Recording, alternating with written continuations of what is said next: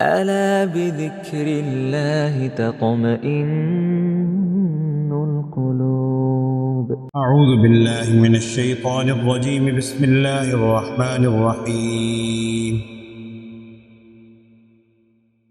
سأل سائل بعذاب واقع للكافرين ليس له دافع من الله ذي المعارج.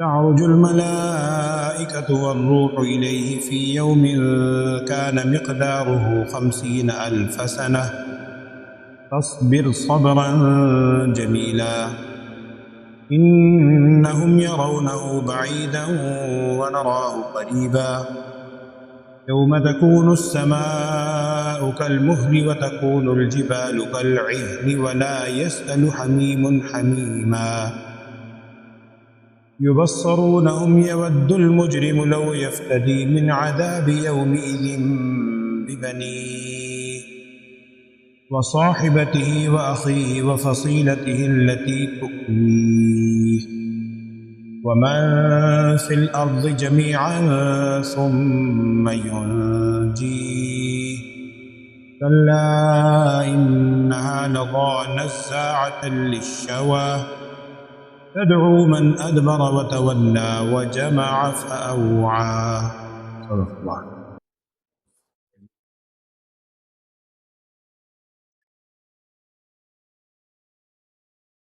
بسم الله الرحمن الرحیم.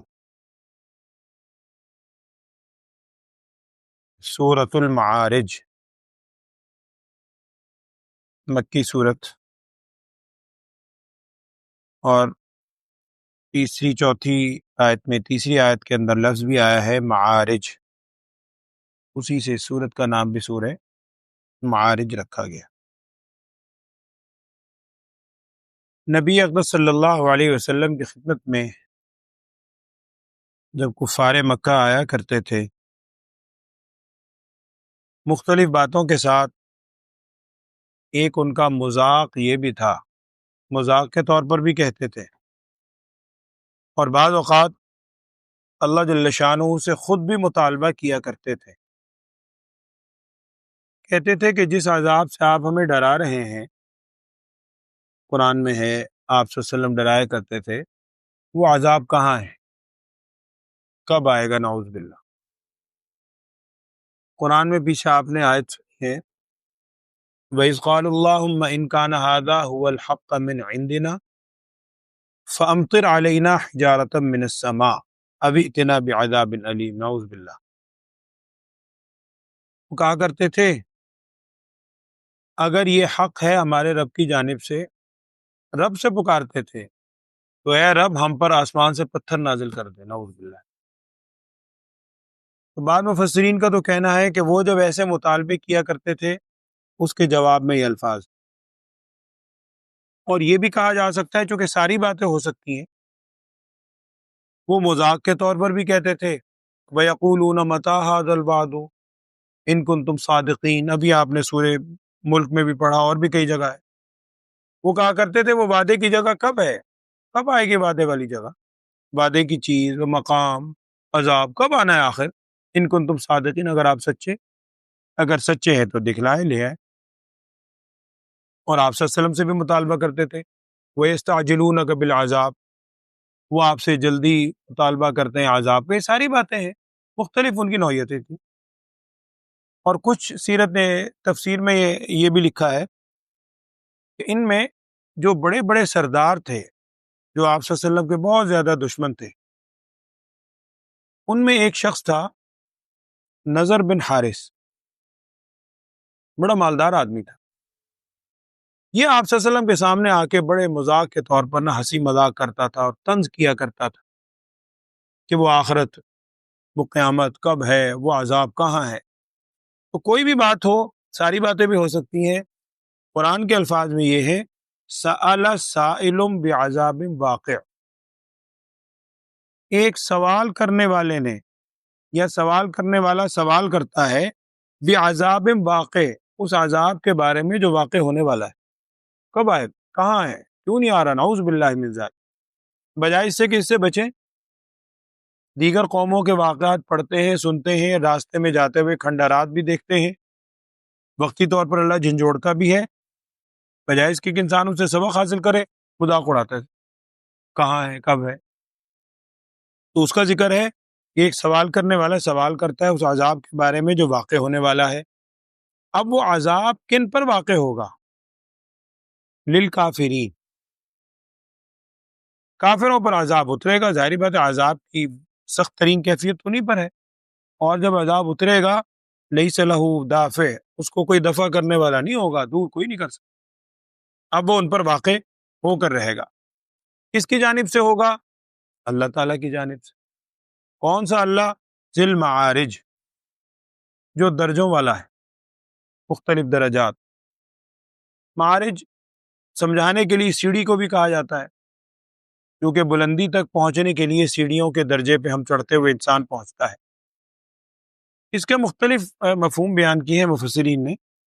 عام مفہوم یہی ہے کہ اللہ جل شانہ کی ذات تک پہنچنے میں جب فرشتے جاتے ہیں، بلکہ آج کی سائنس نے آلات کے ذریعے، اب وہ حقیقت تو نہیں ہے، اندازہ ہی ہے، فاصلہ معلوم کرنا چاہے کہ جی آسمان کا کتنا فاصلہ ہے، سورج کا کتنا فاصلہ ہے، اس فاصلے کو دریافت کرنے کے لیے ایک سال بھی نیا بنایا ہے، نوری سال۔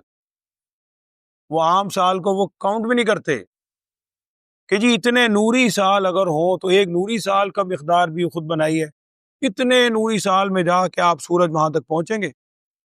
یہ اللہ تعالیٰ کی کائنات کی وسعت ہے۔ تو اللہ تعالیٰ کی ذات تک یا عرش پر سدرۃ المنتہا کہہ لیں، وہاں تک پہنچنے میں یہ فرشتے جب چڑھتے ہیں تو اللہ کی ذات درجوں والی، اس تک پہنچنے کے لیے بڑے درجات طے کرتے ہیں۔ بعد مفسرین نے اس کا ایک دوسرا مفہوم بھی لکھا ہے، واللہ اعلم۔ وہ فرماتے ہیں کہ اس درجات سے مراد ہے روحانی درجات۔ اللہ تعالیٰ کی ذات تک پہنچنے کے لیے مختلف درجے ہیں، اور اللہ نے عبادت بھی ایسی مقرر کی ہے۔ کوئی عبادت بڑی جلدی اس درجے تک پہنچا دیتی ہے، نماز ہے، مختصر سی ہے، 5-10-15 منٹ میں نماز پوری ہوتی ہے، اللہ کی توفیق سے بندہ خلوص سے پڑھنے کی کوشش کرتا ہے، اللہ تعالیٰ اس کے درجات بلند کرتا ہے۔ کوئی عبادت ایسی ہے کہ 24 گھنٹے میں جا کے پوری ہوتی ہے، روزہ ہے، وہ 24 اگر عصر کے وقت بھی توڑ لے تو اس کو درجہ نہیں ملے گا، وہ درجہ اسی وقت ملے گا جب پورا دن مکمل کرے گا۔ کچھ عبادت سال میں ہے، زکوٰۃ یا آپ کہہ لیں حج زندگی میں، تو یہ مختلف عبادتیں ہیں، اللہ تک پہنچنے کے مختلف درجات ہیں۔ تو یہ اس اللہ کی جانب سے عذاب واقع ہوگا ذی المعارج، تو بڑا درجوں والا ہے۔ تعرج الملائکۃ والروح، اور اس اللہ تک پہنچنے کے لیے فرشتے بھی اور روح القدس بھی۔ یہاں روح سے مراد حضرت جبرائیل علیہ الصلوۃ والسلام ہے، حدیث میں بھی آتا ہے روح القدس ان کو کہا گیا۔ اور یہاں حضرت جبرائیل علیہ السلام کی خصوصیت کہہ لیں، ان کا خاص مقام بیان کرنے کے لیے فرشتوں سے الگ ان کو ذکر کیا۔ قرآن میں اور جگہ بھی ہے یہ کہ فرشتے بھی وہاں تک، ان درجات تک اللہ تک پہنچنے کے لیے چڑھتے ہیں، اور روح القدس بھی اللہ کی طرف۔ اچھا، اب پھر عذاب کا ذکر ہے۔ وہ جو عذاب واقع ہونے والا ہے جس کے بارے میں یہ سوال کر رہے ہیں، وہ عذاب کب آئے گا؟ عذاب اس دن میں آئے گا جس کی مقدار اندازہ اگر لگاؤ تو 50,000 سنہ، 50,000 سال۔ اس دن کی مدت 50,000 سال ہے۔ کیا مفہوم؟ قرآن میں ایک جگہ الف سنہ بھی ہے، قرآن میں دوسرے مقام پر 1,000 سال۔ بعد مفسرین نے تو لکھا ہے کہ جب سور پھونکا جائے گا اس وقت سے لے کر اور انسانوں کے جنت اور دوزخ میں داخل ہونے تک، پہلی دفعہ سور جو پھونچا جائے گا، پہلی دفعہ سور کے بعد دوبارہ سور ہوگا، پھر حساب و کتاب کی کیفیت ہے، پل صراط کی کیفیت ہے، نعوذ باللہ، اعمال نامہ کی پیشی ہے، پھر جنت دوزخ کے فیصلے ہیں اور بندوں کا دخول ہے۔ تو اس وقت تک کی جو مدت ہے، اگر یہ ساری مدت لگائی جائے تو وہ مدت تقریباً 50,000 سال۔ یہاں بھی وہی مفہوم ہے کہ سمجھانے کے لیے مفسرین نے بات نقل کی ہے، اور حدیث میں آتا ہے، حدیث کا مفہوم ہے۔ نبی صلی اللہ علیہ وسلم نے ارشاد فرمایا کہ یہ جو قیامت کا ایک طویل ترین دن ہوگا، یہ بندہ مومن پر ایسے گزرے گا کہ جیسے ایک نماز کا وقت ہوتا ہے، جتنا بندہ مومن کو نماز پڑھنے میں وقت لگتا ہے نا، اللہ تعالیٰ اس پر ایسے ہی گزار دے گا۔ سمجھانے کے لیے علماء نے مختلف مثالیں دی ہیں کہ دیکھیے رات یا کوئی بھی ٹائم ہے، رات کی عام طور پہ مثال دی جاتی ہے۔ اب طویل رات ہے، جیسے آج کل سردیاں شروع ہو رہی ہیں، راتیں لمبی ہو گئی، اب 8 گھنٹے کی رات ہے، 10 گھنٹے کی رات ہے، جو بھی ٹائم ہے 8 9 گھنٹے انسان سو رہا ہے۔ اب ایک شخص وہ ہے، خدا نہ خواستہ اللہ نہ کرے، جو بڑی تکلیف میں ہے، بڑی سخت تکلیف، اس سے پوچھے رات کیسے کٹی؟ وہ تو بیچارہ پل پل کو ہے کہ کس وقت صبح ہو، چہل پہل ہو، میرے ارد گرد لوگوں کی آمد و رفت ہو، کہاں میں اکیلا پڑا ہوا ہوں، نہ نیند ہے نہ کچھ ہے، نعوذ باللہ، سوچے جا رہا ہے بیماری میں۔ اور ایک وہ شخص ہے جس نے بھرپور نیند لی ہے، وہ جب صبح اٹھتا ہے تو آج کل بھی بعض اوقات الارم کو دیکھ کے غصہ کرتا ہے، یہ اتنی جلدی آنکھ کیسے کھل گئی، ابھی تو سویا تھا ابھی اٹھ گیا۔ حالانکہ ٹائم اس نے بھی 8 گھنٹے گزارے ہیں، 8 ہی گھنٹے اس نے بھی گزارے ہیں۔ اس سے پوچھو، وہ کہے گا جناب صبح ہی نہیں ہوتی، ساری اتنی دیر ہو گئی۔ اب وہ کیفیت کی بات ہے، کسی کو وہ دن اتنا طویل ترین لگے گا، ہزاروں سال کے برابر، اور کچھ مفسرین نے اس کو یوں، باقی اللہ جانتا ہے، حقیقی معنی بھی ہو سکتا ہے، کچھ مفسرین نے سمجھانے کے لیے لکھا ہے کہ یہ الف کے الفاظ جو ہیں، ہزار کا لفظ، یہ عربی محاورے میں کثرت بیان کرنے کے لیے عام طور پر استعمال ہوتا ہے، تو اس سے کثرت یعنی مراد ہے کہ وہ بڑا طویل ترین دن ہوگا۔ سارے مفہوم ہو سکتے ہیں، شدت اس کو زیادہ محسوس ہوگی نعوذ باللہ، جس کے اوپر سختی کی کیفیت ہے، اور بندہ مومن اس کے لیے یہ حدیث ہے، آپ صلی اللہ علیہ وسلم نے ارشاد فرمایا وہ دن ایسے گزرے گا جیسے نماز پڑھنے میں اس کو وقت گزرتا ہے۔ اللہ تعالی ہمیں بھی یہ ایسے اعمال کرنے کی توفیق دے، اللہم آمین۔ اب آگے نبی صلی اللہ علیہ وسلم سے کہا جا رہا ہے فاصبر صبرا جمیلا، آپ صبر سے کام لیجئے۔ ظاہری بات ہے آپ صلی اللہ علیہ وسلم کو جتنی محبت اور جتنی آپ صلی اللہ علیہ وسلم کو خیال تھا امت کا، اور خاص طور پر اس زمانے میں جو نہیں مان رہے، قرآن میں ہی ہے دوسری جگہ کہ لعلک باخع نفسک اللہ یکونوا مؤمنین، کہ اس وجہ سے یہ ایمان نہیں لا رہے کہ آپ اپنی جان کو گھلا دیں گے۔ سوچ سے تو آپ صلی اللہ علیہ وسلم بہت فکر ہوا کرتی تھی، یقینی بات۔ تو اس پہ کہا جا رہا ہے کہ اگر یہ ایمان نہیں لا رہے، فاصبر صبرا جمیلا، آپ صبر جمیل سے کام لیجئے۔ انہم یرونہ بعیدا، یہ جو عذاب ہے نا، پھر وہ یہ الفاظ شروع کے جس کے بارے میں سوال کر رہے ہیں، بار بار مطالبہ کر رہے ہیں، یہ تو اس عذاب کو بہت دور دیکھتے ہیں، یہ سمجھتے ہیں عذاب بہت دور ہے۔ وَنَرَاهُ قَرِيبًا، ہم دیکھ رہے ہیں، اللہ تعالیٰ فرما رہے ہیں یہ عذاب بالکل قریب آئے ہی چاہتا ہے۔ اور نبی صلی اللہ علیہ وسلم نے ایک موقع پہ ارشاد فرمایا تھا، اس کا مفہوم ہے، آپ صلی اللہ علیہ وسلم نے اپنے حوالے سے ارشاد فرمایا تھا کہ میرا آنا، نبی صلی اللہ علیہ وسلم کی تشریف آوری، آپ صلی اللہ علیہ وسلم فرما رہے ہیں میرا آنا بھی ایک طرح سے قیامت کی علامت ہے، چونکہ اللہ جل شانہ نے جو نبوت کا سلسلہ شروع کیا وہ رسول صلی اللہ علیہ وسلم کی ذات مقدسہ پہ آ کے بند ہو گیا۔ اب وہ نبوت کا دروازہ بند، اب تو بس نبی تو کوئی نہیں آئے گا، یہی امت آخر تک رہے گی اور اس کے بعد قیامت آ جائے گی۔ تو یہ ہم دیکھ رہے ہیں اسے، وہ بہت ہی قریب ہے۔ اب پھر کچھ اس کی کیفیت ہے وہ قیامت کے دن کی، اس عذاب کی جس کے بارے میں یہ بڑا مطالبہ کر رہے ہیں، سأل سائل بعذاب، کب آئے گا وہ عذاب، اس کی کیفیت سنیں۔ جس دن آسمان ہو جائے گا کل مہلی، مہل کے دونوں معنی کیے جاتے ہیں عربی میں۔ ایک معنی ہوتا ہے تیل کی تلچھٹ، جب تیل سارا سڑ جاتا ہے اس کے نیچے کا جو کالا کالا بالکل سیاہ رہ جاتا ہے حصہ، یہ آسمان اس طرح کا ہو جائے گا، یہ اس کی کیفیت بن جائے گی آسمان۔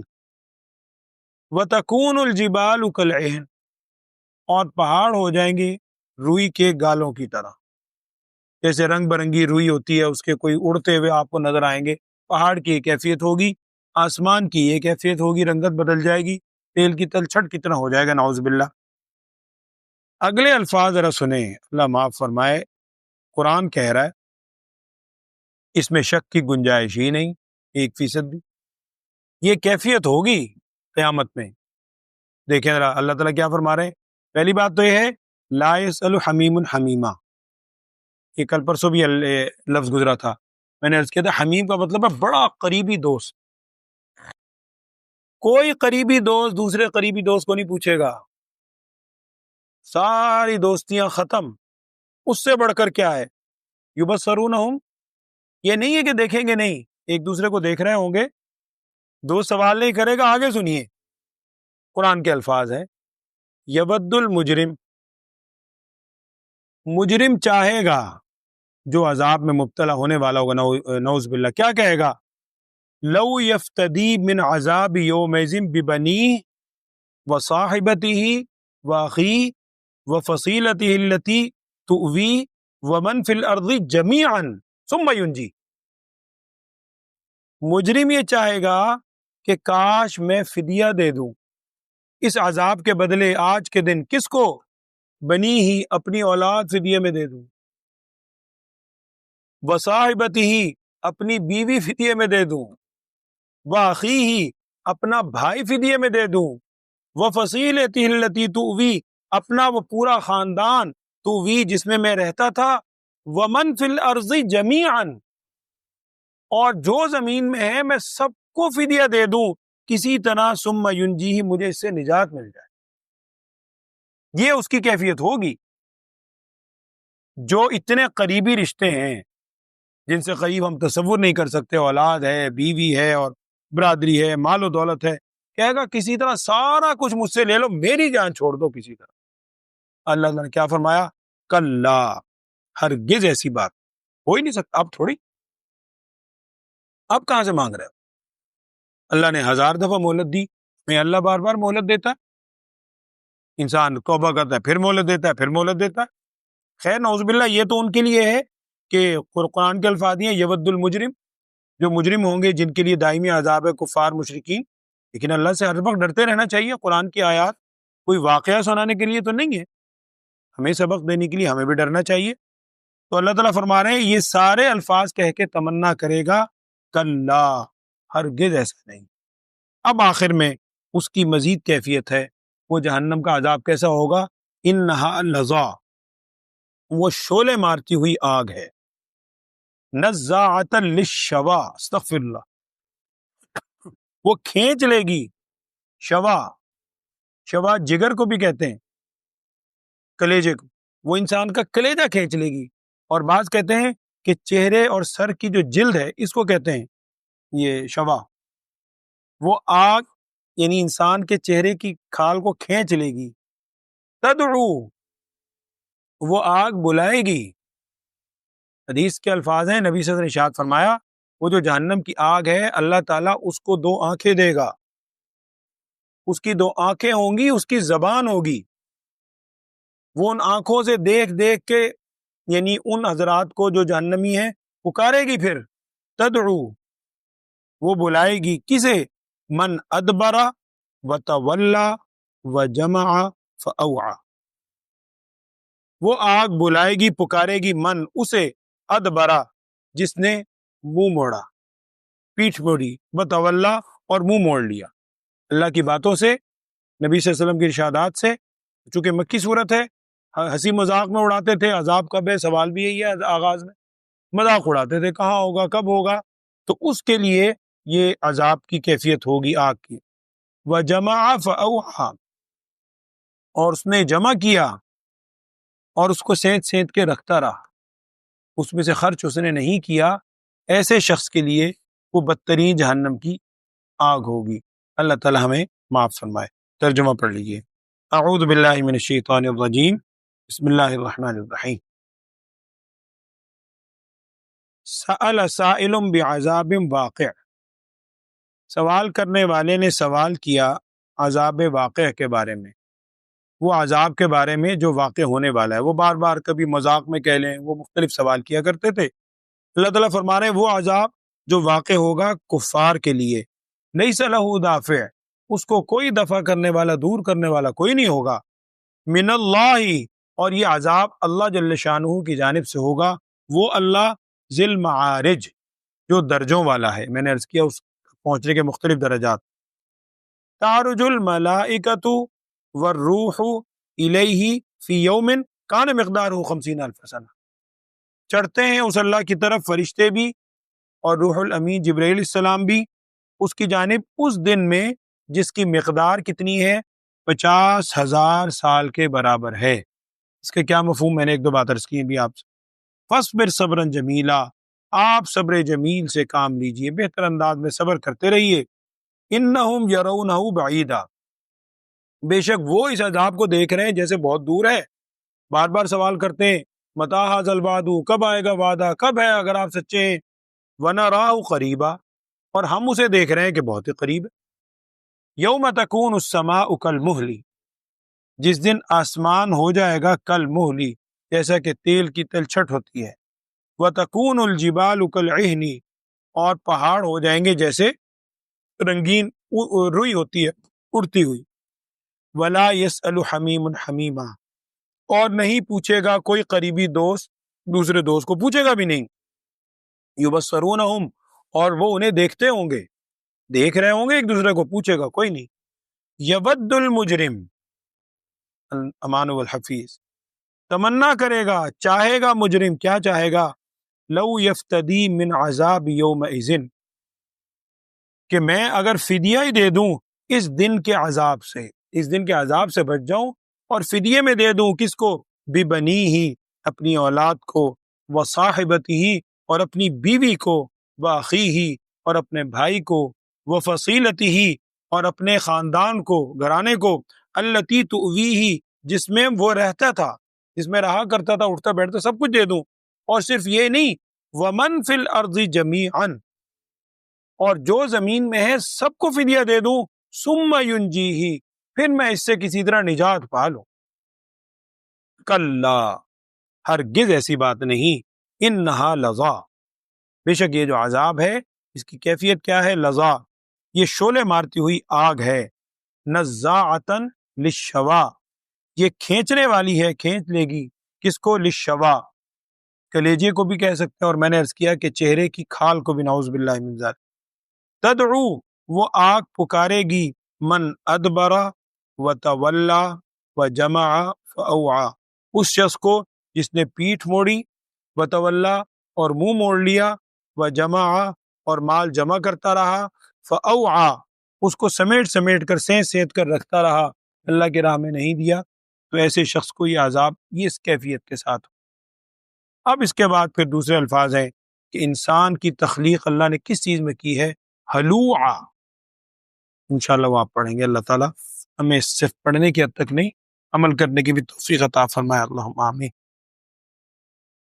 الحمدللہ رب العالمین، اللہم صلی علی سیدنا و مولانا محمد وعلی آل سیدنا و مولانا محمد وبارک وسلم۔ یا اللہ ہم سب کے گناہوں کو معاف فرما، ہم سب کی لغزشات سے درگزر فرما، ہم سب کو اپنی بارگاہ میں سچی توبہ کرنے کی توفیق عطا فرما۔ ہم جتنے قرآن میں روز عبرت والی آیات پڑھتے ہیں، ہم سب کو ان سے عبرت حاصل کرنے کی، ان تمام برے اعمال سے بچنے کی توفیق عطا فرما۔ نبی اکرم صلی اللہ علیہ وسلم کی سچی محبت اور کامل تابعداری ہم سب کو نصیب فرما۔ بیماروں کے لیے دعا فرمائے، اللہ تمام بیماروں کو صحت، عافیت، سلامتی والی زندگی عطا فرما۔ بھائی نے کل بھی میں نے آپ سے عرض کیا تھا، ابھی بھی انہوں نے تقاضا کیا ہے، اس بچے کے لیے دعا فرمائے، نومولود بچہ ہے، اللہ تعالیٰ اس بچے کو صحت، عافیت، سلامتی والی زندگی عطا فرمائے۔ اللہ تعالیٰ اس بچے کو بھی اور تمام بیماروں کو عافیت، سلامتی والی زندگی عطا فرما۔ ہر قسم کی جسمانی، روحانی بیماریوں سے ہمیں اور پوری امت کو محفوظ فرما۔ صلی اللہ تعالیٰ علی خیر خلقہ سیدنا و مولانا محمد وعلی آلہ و صحبہ اجمعین۔